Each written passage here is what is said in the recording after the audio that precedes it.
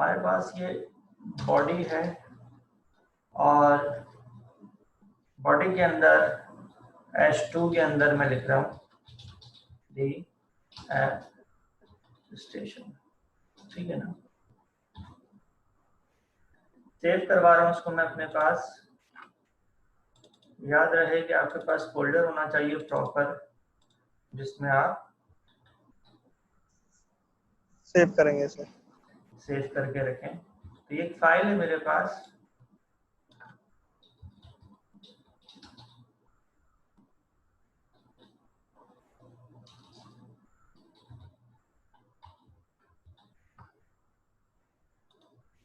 इसको मैंने सेव करवा दिया। ये दिया स्टेशन मेरे पास H3 के अंदर या H2 के अंदर, H2 में मैंने दिया है, आ रहा है, ठीक है ना।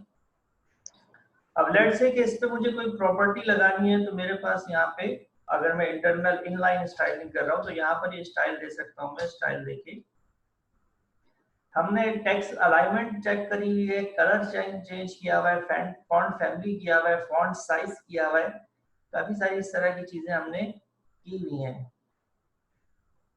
इसी तरीके से हमारे पास क्या होता है, हमारे पास होता है बॉर्डर।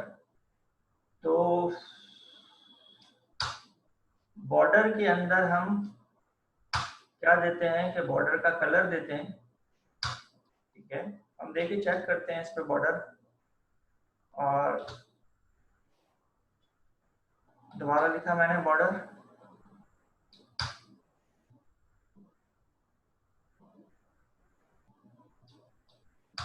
ठीक।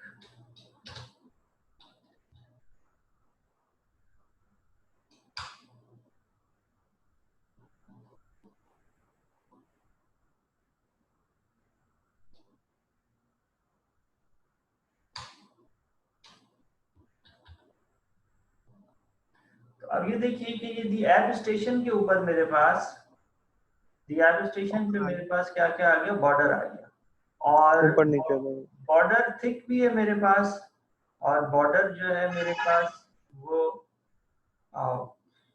ब्लैक कलर के अंदर है और सॉलिड है। तो ये आपके पास बॉर्डर की प्रॉपर्टीज होती हैं। इस तरह से आप बॉर्डर की प्रॉपर्टी लगा के किसी भी चीज के ऊपर बॉर्डर दे सकते हैं।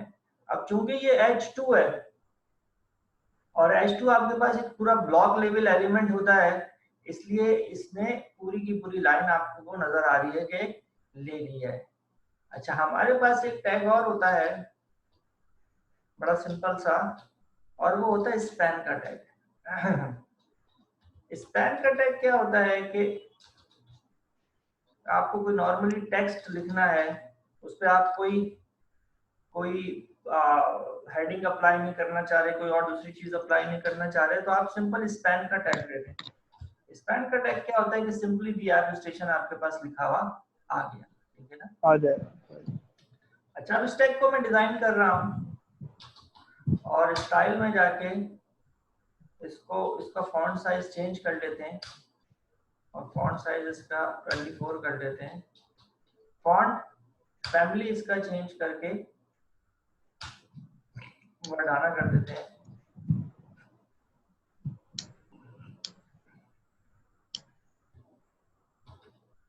बैकग्राउंड कलर भी इसका चेंज कर लेते हैं,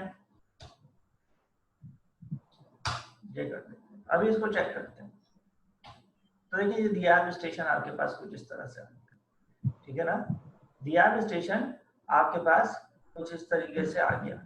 अब ये स्पैन का टैग, मैंने नया टैग आज आपको बताया, स्पैन का टैग वो हमने यूज किया है, और उसको यूज करते हुए बैकग्राउंड कलर दिया है, और ये तमाम चीजें इस पे हमने अप्लाई करी कर है, दिए।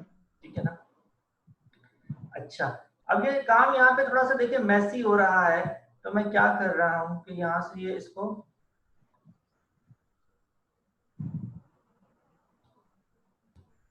कंट्रोल एक्स कट कर रहा हूँ, और मैं क्या कर रहा हूँ कि जो है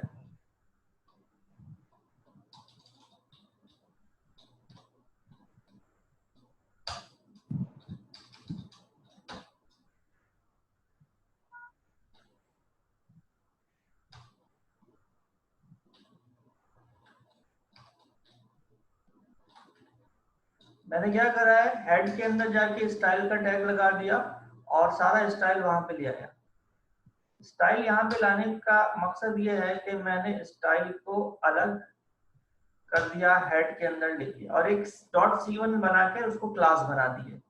इसका फायदा क्या है कि यहाँ पे मुझे लंबी चौड़ी कोडिंग नहीं करनी पड़ेगी, सिर्फ यहाँ पे मैं क्लास लिख के C1 लिख दूंगा तो मेरा काम हो जाएगा। देखिए वैसे ही काम हो रहा है, ठीक है। इसको अगर मैं हटा दूं तो ये नहीं होगा, लेकिन अगर इसको मैं लगा दूं तो यहाँ पे ये इस तरह से हो जाएगा। तो मैं स्टाइल को ऊपर ले गया, इंटरनल स्टाइलिंग पे ले गया। अच्छा जी, अब ये C1 के अंदर ही मैं दोबारा आ गया और यहाँ पर मैं देने लगा हूं बॉर्डर, ठीक है ना। तो बॉर्डर के अंदर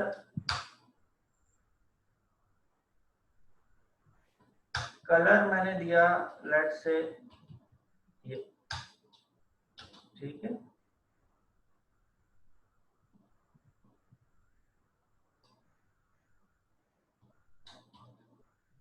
यहाँ सेमीकोलन नहीं लगा और उसको मैंने दिया थिन और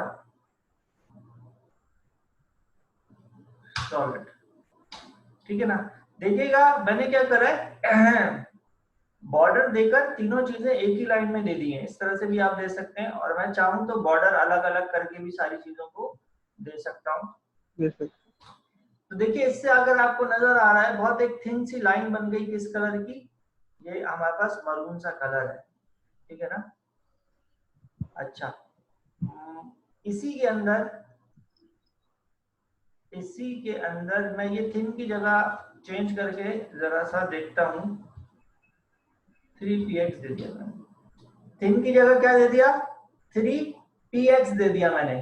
तो देखिए बॉर्डर कितना हो गया, 3px का आपके पास 3 पिक्सल्स का बॉर्डर हो गया आपके पास, आ गया। समझ रहे ना बात। तो ये मैं 3 चीजें बॉर्डर में आपके पास दे सकते हैं।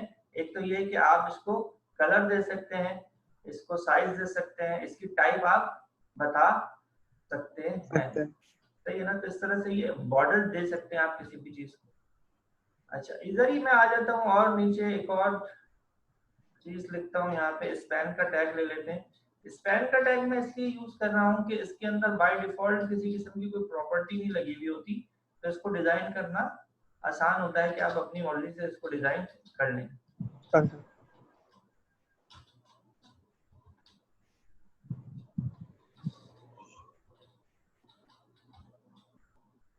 ठीक है ना। ये देखिए स्पैन का टैग मेरे पास आ गया, इसी के बराबर में ही मेरे पास आ गया ये स्पैन का टैग, क्योंकि इनलाइन एलिमेंट है, ब्लॉक नहीं है, इसलिए वो एक के बराबर में दूसरा आ गया। अच्छा, अब इसको भी मुझे डिजाइन करना है, तो देखिए मैं इसके लिए भी एक ऊपर क्लास बना देता हूँ और इस क्लास का नाम दे देता हूँ C2। कुछ भी हो सकता है, आप कुछ भी नाम दे सकते हैं, मैंने C2 दे दिया। और यहाँ पे जाके इसको फॉन्ट फैमिली इसका ये कर रहा हूँ, ठीक है। फॉन्ट साइज इसका मैंने ये कर दिया, कलर इसका मैं कर रहा हूँ व्हाइट, ठीक है। कलर से क्या मुराद होती है, कलर से मुराद होती है फॉन्ट कलर। और बैकग्राउंड कलर इसका दे रहा हूँ मैं व्हाट, तो इस तरह का,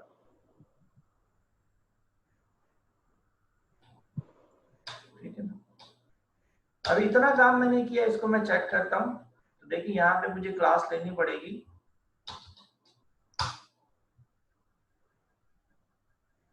C2।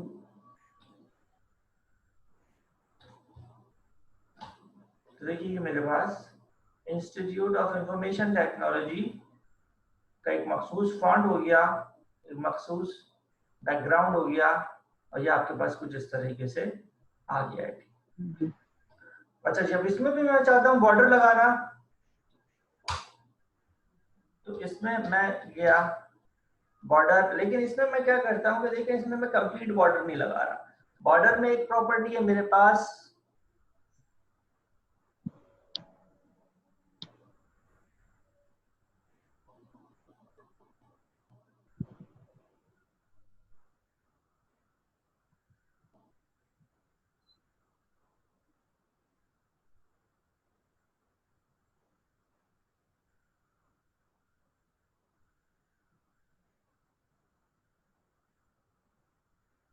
बॉर्डर में एक प्रॉपर्टी है मेरे पास, बॉर्डर लेफ्ट लगा रहा हूँ, उसको कलर दे रहा हूँ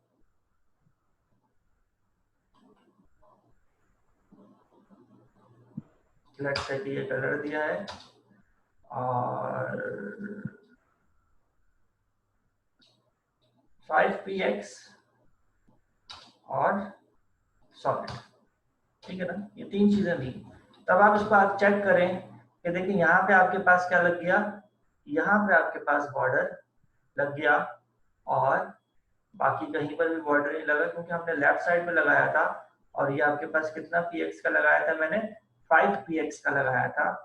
इसको देखें, चेंज करता हूं मैं समझने के लिए, आप देखिएगा इसको, ये 15px का हो गया। तो इस तरह से भी आप अपने टेक्स्ट के साथ सिर्फ एक साइड पर भी बॉर्डर लगा सकते हैं। ये मैंने लेफ्ट पे लगाया था, आप इसी तरीके से राइट पे भी लगा सकते हैं, इसी तरीके से आप जो है टॉप पे भी लगा सकते ऊपर हैं, नीचे बॉटम पे भी लगा सकते हैं। इट्स अप टू यू कि आपको कहाँ कहाँ पे बॉर्डर लगाना है। लेट्स से कि आप कहते हैं कि जनाबे वाला लेफ्ट पे भी हो राइट पर भी हो, तो यहाँ पे मैं क्या कर देता हूँ, लेफ्ट की जगह राइट कर देता हूँ। तो अब आपके पास दोनों जगहों पर बॉर्डर आ गई है, ठीक है ना। अच्छा, इसी तरीके से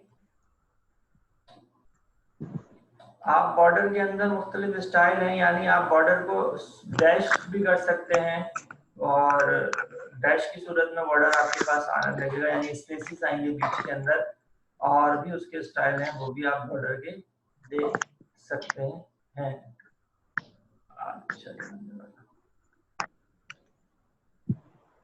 अच्छा, अब इसी तरीके से देखिएगा हमारे पास यहाँ पर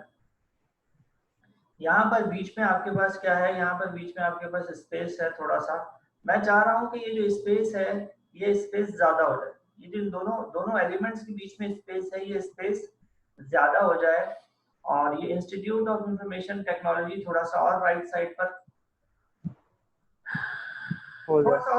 पर मूव हो जाए। तो एक और प्रॉपर्टी है, समझिएगा, वो प्रॉपर्टी इंपॉर्टेंट है। मैं इस C2 के अंदर लगा रहा हूं मार्जिन, और मार्जिन में क्या दे रहा हूं, देखिए दो चीजें हैं मार्जिन में। आप देखिए कि मैं मार्जिन में दे रहा हूं 10px, तो क्या हुआ, इसने बराबर में से आपने इसने देखा होगा गैप आ गया। अच्छा, मार्जिन में बढ़ा रहा हूं और मार्जिन बढ़ा के 30px, तो ये मार्जिन आपके पास और बढ़ गया है।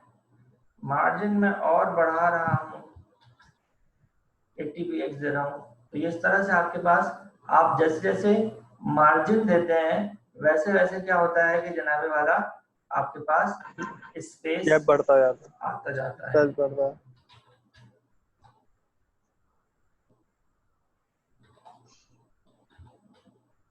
तो जब कभी भी आपके पास इस तरह से आपको मखसूस लेवल के ऊपर मार्जिन देने होते हैं, तो आप क्या करते हैं, मार्जिन देकर उसको अपनी मर्जी से अपनी मर्जी की जगह पर उसको अपने कंटेंट को सेट कर लेते हैं। अच्छा, इसी तरीके से आपके पास ये सिंपल हमने मार्जिन किया था, अगर हम मार्जिन टॉप करें करके चेक करते हैं,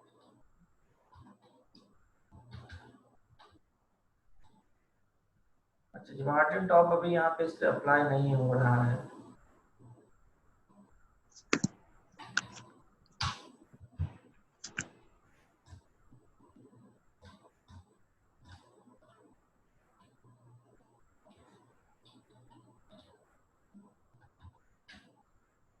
तो इतना मार्जिन लेफ्ट हमने करके चेक कर लिया, मार्जिन टॉप एंड बॉटम हम डिव्स बनाते हैं, डिव्स बना के फिर उसके ऊपर उनको भी हम चेक करेंगे। ठीक है, तो इस तरह से आप मार्जिन्स देकर आपस में अपने कंटेंट को क्या कर सकते हैं, सेट कर सकते हैं। अच्छा, अब यही जो काम है जो हमने अभी इस पे किया है, इसको हम डिव के ऊपर अप्लाई करते हैं, बॉर्डर को भी मार्जिन को भी, और चेक करते हैं। तो हम डिव बना लेते हैं अपने इसी पेज के ऊपर, हम डिव बना लेते हैं और div को हम इस तरह से लिखते हैं यहाँ पे div div और div क्लोज कर देते हैं और उस div में कोई कंटेंट भी दे देते हैं। लेट्स से कि उस div पे हमने दे दिया CSC और अच्छा जी, अब क्या करते हैं, इस div को ऊपर डिजाइन करते हैं।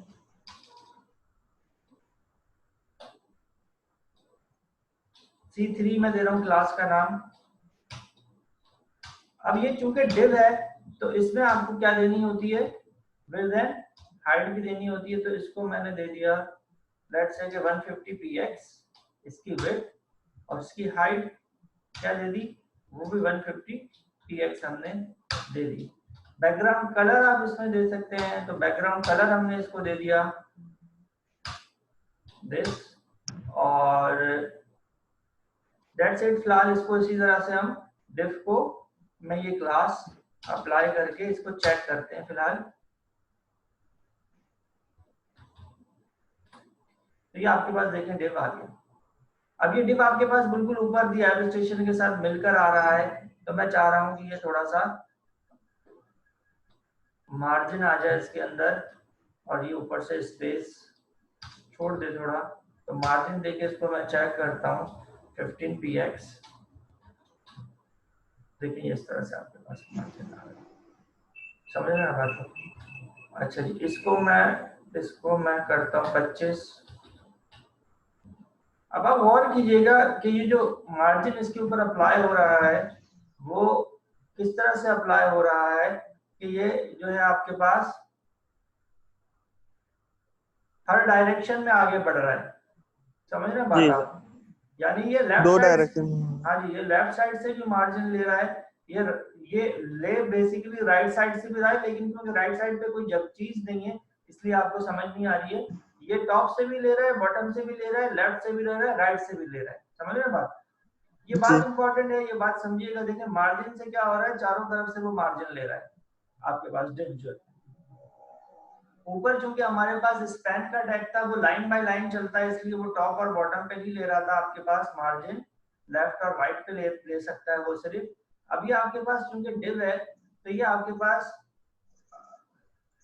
चारों तरफ से आपके पास मार्जिन ले रहा है। ये आप इसकी पोजीशनिंग सेट कर सकते हैं मार्जिन के हिसाब से। तो अब आपको मैं ये समझा रहा हूँ कि देखिए ये हमने अगर मार्जिन हटा दें, देखिए इस तरह से, ठीक है। अब अगर मैं यहाँ पे मार्जिन की जगह देना चाह रहा हूँ मार्जिन टॉप, तो मार्जिन टॉप में मैं यहाँ पे दे रहा हूँ लेट्स से 20 px। तो देखिए ये ऊपर से आप सिर्फ ऊपर से खिसका है आपके पास, समझ रहे हैं बात, लेफ्ट साइड से ये नहीं आपके पास खिसका। और अगर मैं मार्जिन लेफ्ट देता हूँ इसको, तो देखिए सिर्फ लेफ्ट साइड से होगा, ऊपर से जितना है उतना ही रहेगा। मार्जिन लेफ्ट दे देता हूँ लेट्स से 50 px। तो आप इसको चेक कीजिएगा कि ये देखें यहाँ से इतना ज्यादा खिसक गया और यहाँ से ये सिर्फ इतना खिसका है। तो मार्जिन टॉप और लेफ्ट मैंने अपनी मर्जी के दिए। जब सिर्फ मार्जिन देता हूं तो वो मार्जिन चारों तरफ अप्लाई हो जाता है, समझ रहे हैं ना। तो इस तरह से ये हम क्या कर सकते हैं, मार्जिन दे सकते हैं। अच्छा, इसको और समझने के लिए मैं एक काम ये करता हूं कि इस क्लास की कॉपी बनाता हूं और यहाँ पे जाके पेस्ट करो, एक और div ले लेता हूं।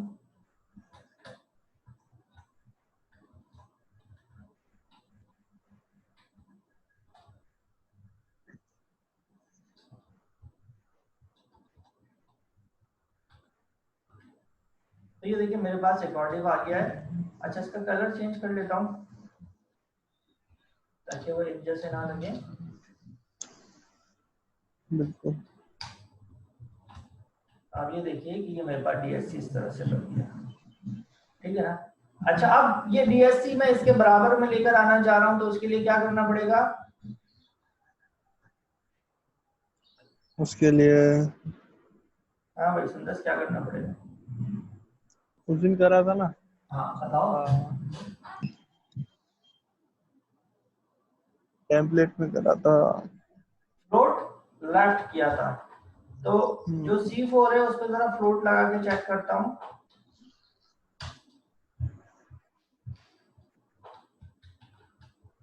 अच्छा जी, अब C1 पे भी फ्लोट लगा देता हूँ ताकि वो भी लेफ्ट साइड पे फ्लोट हो जाए और आपके पास जगह बन जाए। तो देखिए इस तरह से आपके पास ये मैंने क्या कर दिया, फ्लोट कर दिया इसको, तो ये आपके पास यूं फ्लोट हो गया। लेकिन सर ये जो दी एब्स्ट्रैक्शन इंस्टीट्यूट ऑफ टेक्नोलॉजी लिखा हुआ आ रहा है, ये पूरा आगे बढ़ गया।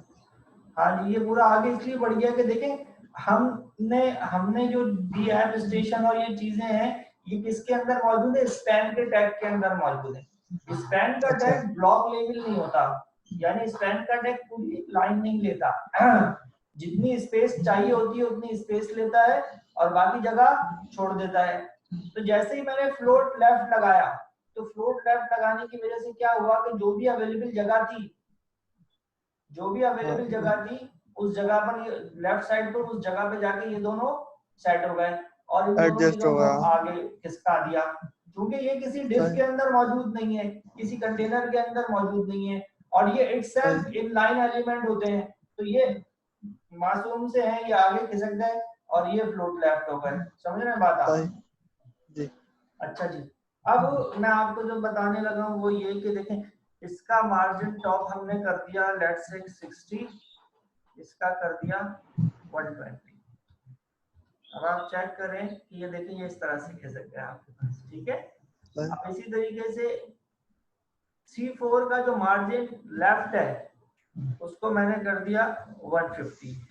तो देखें ये इससे इतना आगे खिसक गया, ये इससे इतना आगे क्यों करके खिसक गया। तो इस तरह से आप मार्जिन्स लगा के मार्जिन्स लगा के आप क्या कर सकते हैं, पोजीशनिंग चेंज कर सकते हैं, सेट कर सकते हैं।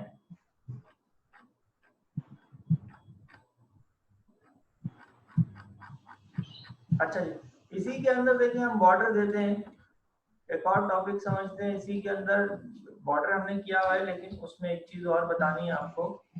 वो क्या बतानी है कि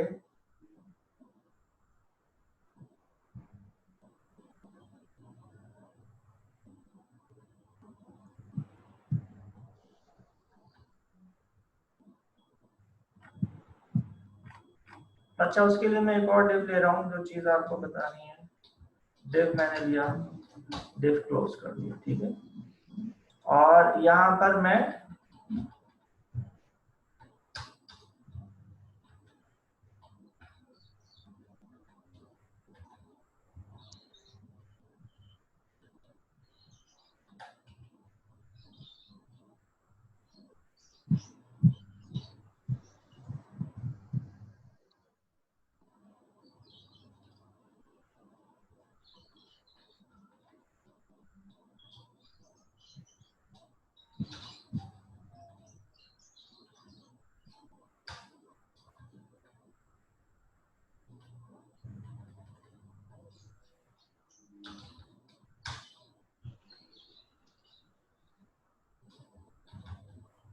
देखिए एक डिव मैंने और ले लिया, ये डिव मेरे पास यहाँ पर आ रहा है, ठीक है, बाय डिफॉल्ट।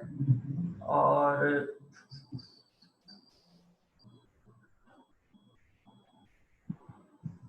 सर ये इसके पीछे क्यों आ रहा है, क्या डिफॉल्ट हो सकता है वैसे?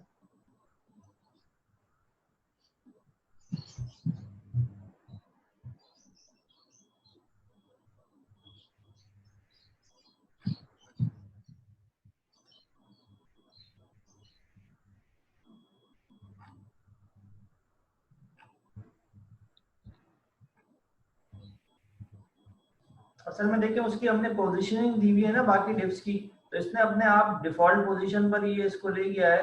जो चीज मुझे समझानी है आपको वो इस फाइल में मैं नहीं करता हूँ, उसको मैं दूसरी फाइल इसके लिए बनाता हूँ और उसमें आपको समझाता हूँ। मैं एक और HTML फाइल ले रहा हूँ और इसके अंदर देखें डिव ले रहा हूँ आपके पास और डिव को क्लोज कर रहा हूँ, ठीक है। और यहाँ जाके अगेन स्टाइल ले रहा हूँ ताकि स्टाइलिंग कर सकें हम, ठीक है। और यहाँ पे डॉट C1 लगा के मैं बैकग्राउंड कलर ले रहा हूँ,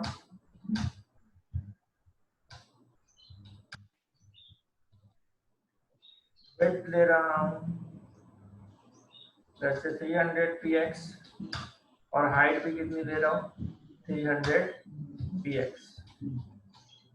ठीक है ना। और इस डिव के अंदर उस क्लास को हम कॉल कर लेते हैं, क्लास का नाम है हमारा C1। अलग फाइल में मैं आ गया हूँ आपको, क्योंकि जो चीज समझानी है वो अलग फाइल में बेहतर होगी।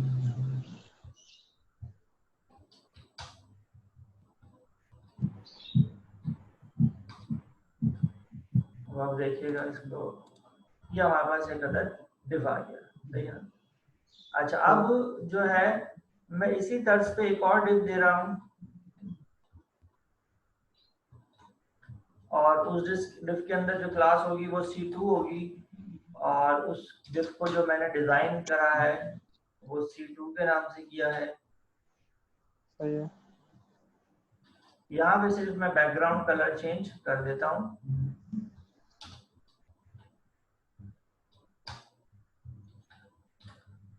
अब ये आपके पास बिल्कुल मिले हुए आ रहे हैं, क्योंकि इसमें बीच में कोई मार्जिन नहीं है और ये फ्लोट भी नहीं हो रहा, तो ये इसके बराबर में भी आपको नजर नहीं आ रहा है। तो इस तरह से बिल्कुल आपके पास इस तरह से बिल्कुल आपके पास बिल्कुल मिले हुए आपको नजर आ रहे हैं, सही है ना।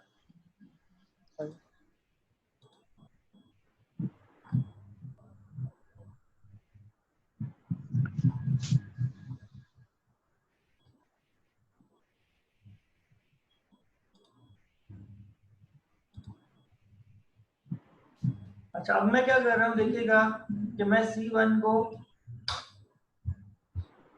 बॉर्डर दे रहा हूँ, और बॉर्डर का कलर मैं दे रहा हूँ लेट्स से कि ये, और 5px और सॉलिड। तो मैंने जो हमारे पास C1 वाला डिव था, इसको देखेंगे मैंने बॉर्डर दे दिया, ठीक है। इसी तरीके से C2 वाला जो डिव है इसको भी मैं बॉर्डर दे रहा हूँ, इसके बॉर्डर का कलर चेंज कर लेते हैं। तो ये देखिए दोनों का अलग अलग बॉर्डर आ रहा है। अब बॉर्डर का क्या मसला है कि देखिए बॉर्डर इसको भी दिया है आपने, बॉर्डर इसको भी दिया, और बॉर्डर की विड्थ है 5px, ठीक है। तो बॉर्डर जब आप किसी चीज को दे देते हैं तो बॉर्डर क्या हो जाता है कि उस चीज उसका पार्ट बन जाता है, बॉर्डर उसका पार्ट बन जाता है। यानी देखें बॉर्डर आप जब भी किसी चीज को देते हैं तो वो उसी चीज के ऊपर देते हैं।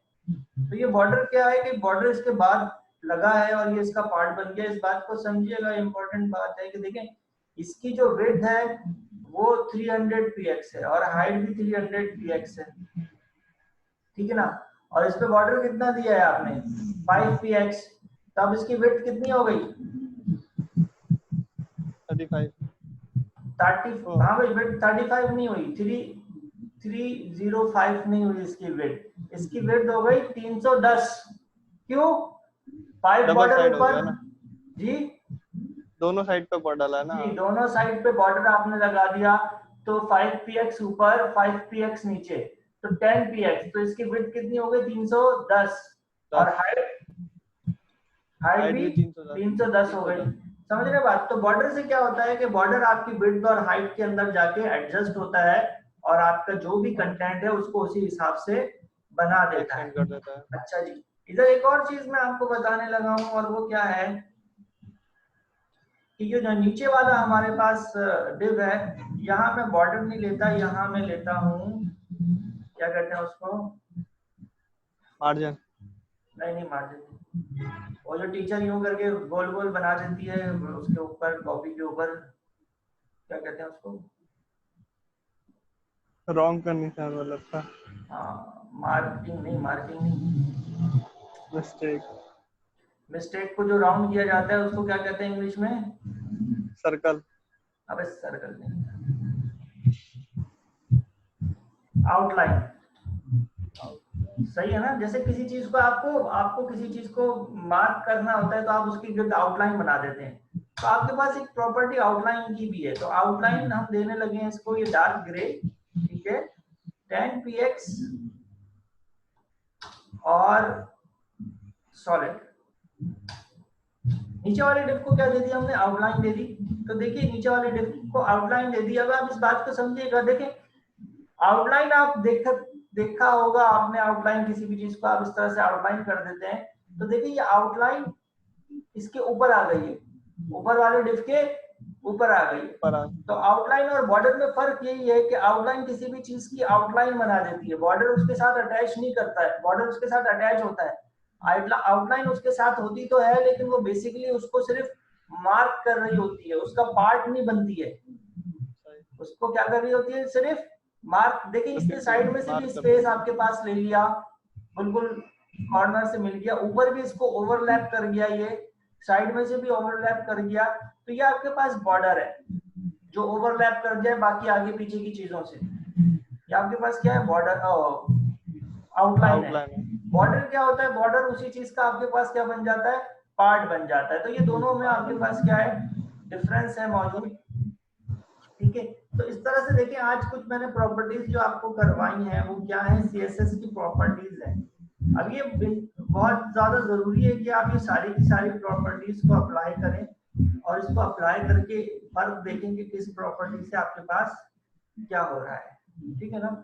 अच्छा, इसी तरीके से हमारे पास कुछ और भी प्रॉपर्टीज हैं, दो चार मैं चाह रहा हूँ कि वो भी हम देख लें क्लास ऑफ करने से पहले।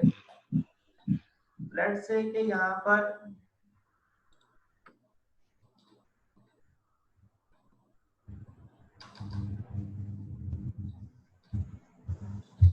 आपने H2 के अंदर लिखा दी एट स्टेशन, ठीक है ना। यहाँ गए स्टाइल के अंदर हम, और स्टाइल में जाके आपके पास है टेक्स्ट डेकोरेशन। टेक्स्ट डेकोरेशन में आपने क्या लिख दिया, ओवर लाइन। तो देखिए ओवर लाइन से क्या हुआ, टेक्स्ट के ऊपर आपके पास क्या आ गया, लाइन आ गई।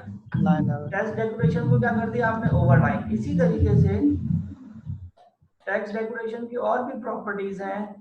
अंडरलाइन भी आपके पास मौजूद है, आपने क्या किया, अंडरलाइन कर दिया। अब आप इसको चेक करें, ये अंडरलाइन हो गया। इसी तरीके से टेक्स्ट प्रॉपर्टी है आपके पास, इसमें आपने क्या कर दिया, लाइन थ्रू। तो लाइन थ्रू से क्या हुआ कि देखें लाइन थ्रू हो गया, ये आपके पास क्या हो गया, लाइन थ्रू हो गया, ठीक है ना। अच्छा, इसी तरीके से देखिएगा एक और चीज है टेक्स्ट डेकोरेशन के लिए में इंपॉर्टेंट, ये टेक्स्ट डेकोरेशन की तीनों प्रॉपर्टीज हैं अलग अलग। अच्छा, इसी तरीके से देखिए आपके पास कोई टेक्स्ट है, आपने उसका लिंक बनाना है। मैंने दो क्लासेस बिफोर दो क्लासेस मैंने बताया था कि किस तरह से आप डॉक्यूमेंट्स को आपस में लिंक करते हैं। जैसे कि ये मेरे पास एक फाइल है CSS Pro और ये CSS Pro 1, ठीक है ना। अब मैं CSS Pro के अंदर यहाँ पे लिख रहा हूँ गो टू CSS Pro, सही है। अब इसको लिंक बनाना है, तो लिंक बनाने का तरीका कार क्या बताया था, href equals to double code और डबल कोड में आप उस फाइल का नाम देंगे और यहाँ पे एक को करेंगे क्लोज। फाइल का नाम क्या है आपके पास, लेट्स से के href की स्पेलिंग गलत है, href इक्वल्स टू, आप फाइल का नाम दे रहे हैं CSS, ठीक है ना। अब आप इसको अगर चेक करें अपने पास तो देखिए ये आपके पास ये इस तरह से आ रहा है, लिंक आ रहा है, ठीक है ना, नजर आ रहा है। अब ये लिंक पे आप क्लिक करते हैं अगर, तो ये आपको इस फाइल पे ले जाती है। बैक कर रहा हूँ, लिंक पे आप क्लिक करते हैं तो ये कहाँ ले जाती है, इस फाइल पे ले जाती है। सुंदर नजर आ रहा है आपको, जी सर। अच्छा, अब आप देखिएगा कि ये जो लिंक है आपके पास, एक तो ये ब्लू कलर में आ रहा है कि ये लिंक बन गया, दूसरी बात ये है कि ये अंडरलाइन आ रहा है।